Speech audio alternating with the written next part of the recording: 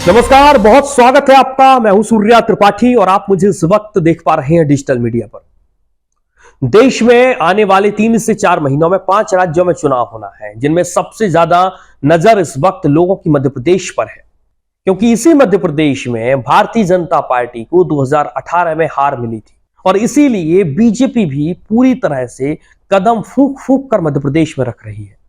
पहले केंद्रीय पर्यावरण मंत्री भूपेंद्र यादव को मध्य प्रदेश में चुनाव प्रभारी नियुक्त किया गया। केंद्रीय रेल मंत्री अश्विनी वैष्णव को भी सह प्रभारी के तौर पर जिम्मेदारी दी गई और अब यहां पर यानी कि मध्य प्रदेश में संगठन को किस तरीके से बैलेंस किया जाए, संगठन में किस तरीके से जान फूंकी जाए, मैदान में उतरने के लिए इसका खुद बीड़ा उठाया है देश के गृह मंत्री अमित शाह ने। बीजेपी के चाणक्य अमित शाह कही जाती है और बीजेपी अब चाणक्य के सहारे ही शायद मध्य प्रदेश में है और इसीलिए हम कह भी रहे हैं कि क्या चाणक्य मध्य प्रदेश का बेड़ा पार करेंगे, क्योंकि अचानक से एक प्रोग्राम बनता है भारतीय जनता पार्टी का और उसमें गृह मंत्री अमित शाह का भोपाल दौरा शामिल होता है। मंगलवार शाम 7 बजे के आसपास गृह मंत्री अमित शाह भोपाल पहुंच रहे हैं। यहां पर भारतीय जनता पार्टी के तमाम बड़े नेताओं के साथ उनकी बैठक चल रही है और इस बैठक में तमाम तरह की जाहिर है चुनावी मुद्दों को लेकर चर्चा होगी। लेकिन जिस तरीके से भारतीय जनता पार्टी मैदान में उतर रही है, एक एक कदम फूंक फूंक कर रख रही है, वो वाकई में बहुत दिलचस्प और बहुत समझने वाली बात है, क्योंकि बीजेपी कहीं ना कहीं ये मानकर चल रही है कि उसे इस बार मध्य प्रदेश में डैमेज कंट्रोल कोशिश करनी होगी। डैमेज कंट्रोल को रोक पाना उसके लिए एक बड़ी चुनौती है और इसी डैमेज कंट्रोल से चुनौती से निपटने के लिए भारतीय जनता पार्टी इस वक्त सबसे ज्यादा दिल्ली दरबार पर निर्भर है। यानी कि जो केंद्र आलाकमान भारतीय जनता पार्टी का निर्देश देगा वही राज्य का संगठन बिल्कुल सर माथे उसको निभाकर आगे बढ़ेगा। यानी कि जिस तरीके से बीजेपी भारतीय जनता पार्टी के दिल्ली के तमाम बड़े नेता ये कहेंगे कि इस चुनाव में इस तरीके से मैदान में उतरना है, उसी तरीके से प्रदेश का संगठन इस बार चुनाव में मैदान में उतरने वाला है और इसकी वानगी हम देख पा रहे हैं, क्योंकि जिन 2 बड़े चेहरों को मैदान में उतारा गया है बतौर चुनाव प्रभारी, वो वाकई में प्रधानमंत्री नरेंद्र मोदी और केंद्रीय गृह मंत्री अमित शाह के बहुत ज्यादा खासम खास माने जाते हैं। सबसे ज्यादा भरोसा जताने वाले नेता भारतीय जनता पार्टी के माने जाते हैं, चाहे फिर केंद्रीय मंत्री अश्विनी वैष्णव की बात हो या फिर चुनाव प्रभारी हाल ही में नियुक्त केंद्रीय पर्यावरण मंत्री भूपेंद्र यादव की हम बात करें। दोनों नेता बहुत सुलझे हुए नेता हैं और दोनों नेता प्रधानमंत्री नरेंद्र मोदी और अमित शाह के बहुत करीबी हैं।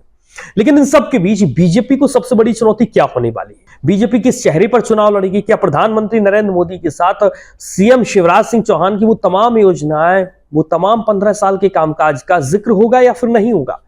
क्योंकि भारतीय जनता पार्टी भी ये मानकर चल रही है कि सूबे में 15 साल तक हमारी सरकार रही। हालांकि भले ही 1.25 साल के आसपास कमलनाथ सरकार वहां पर सत्ता में आई, लेकिन इसके बावजूद भारतीय जनता पार्टी की सरकार एक बार पुनः वहां पर सरकार बनाती है और जिस तरीके से कामकाज वो करती है वो वाकई में इस बार समझना होगा, क्योंकि 3.5 साल के आसपास जो बीजेपी का कार्यकाल रहा है उसमें ज्योतिरादित्य सिंधिया भी एक बहुत बड़ी कड़ी है, क्योंकि 20 से ज्यादा विधायकों के साथ ज्योतिरादित्य सिंधिया सरकार में शामिल हुए थे।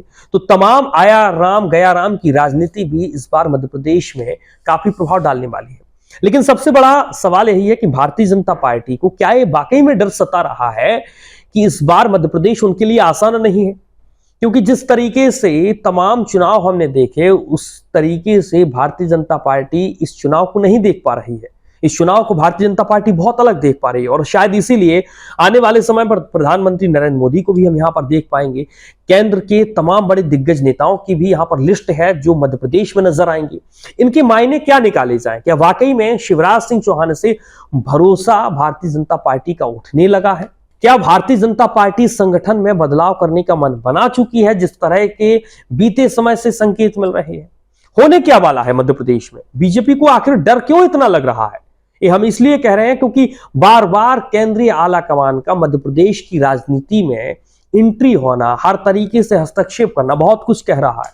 लेकिन अब देखना ही होगा कि आने वाले समय में क्या मध्य प्रदेश में वाकई संगठन में बड़े बदलाव हो सकते हैं, संगठन की जिम्मेदारी किसी और को दी जा सकती है, क्या नए प्रभारी के तौर पर दूसरे लोगों को भी मध्य प्रदेश के लिए भेजा जा सकता? ये बहुत समझना होगा और ऐसे समय में भी समझना होगा जब देश में सिर्फ और सिर्फ 3 से 4 महीने बाद 5 राज्यों में चुनाव होने हैं और सबसे ज्यादा नजर भारतीय जनता पार्टी की मध्य प्रदेश में है। और इसीलिए हमने एक कहा भी है कि क्या वाकई में मध्य प्रदेश में भारतीय जनता पार्टी को डर लग रहा है? क्या वाकई में भारतीय जनता पार्टी आने वाले समय में संगठन में बड़े बदलाव कर सकती है? क्या अमित शाह कुछ बड़ा ऐलान करने का मन बना चुके हैं? उनके मन में क्या चल रहा है? क्योंकि बीजेपी के चाणक्य कहे जाते हैं और जाहिर है इस बार दारोमदार गृहमंत्री अमित शाह पर भी है। ये वीडियो आपको कैसा लगा और इस वीडियो के बारे में आप क्या राय रखते हैं? कमेंट करके जरूर बताइएगा। नमस्कार।